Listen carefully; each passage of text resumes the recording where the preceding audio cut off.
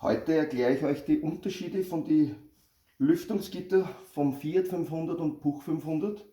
Die erste Serie ab 57, 58 beim Puch und beim Fiat 500 war es Fiat 500N, haben so ein Lüftungsgitter gehabt. Das war halt oberen Motordeckel. Beim Puch 500 ab 59 ist ja bis runter gegangen zu der Cabrio-Verdeckleiste, oder wo das Hardtop geendet hat. Das ist die erste Version. Da gibt es auch einen Nachbau.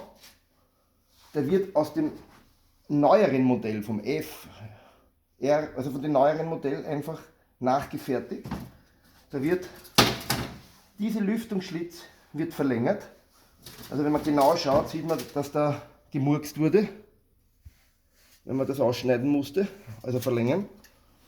Dann muss man diese Kanten ausschneiden, die Löcher bohren, weil das ist das Original, da sieht man es. Weil die Sicken hat gar keiner gemacht, was da sind, da schon. Die Löcher werden einfach nachträglich gebohrt.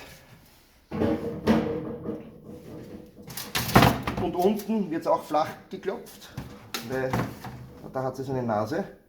Und dann auf das alte Modell hingerichtet. Also wenn man kein altes Modell hat, weil das sind schon sehr selten, kann man nur aus einem neueren Modell das umbauen.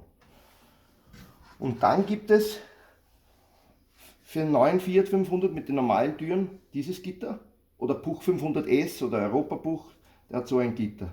Es gibt noch ein eigenes Modell mit speziellen Sicken, das habe ich leider nicht lagernd. Ja. Und dann will ich aber auch zeigen von den Aluleisten. Der erste Fiat 500N hat diese Aluleiste und montiert wird sie so. Also da kommt noch dieser Haken drunter fürs Cabrio-Verdeck. Und so wird es montiert.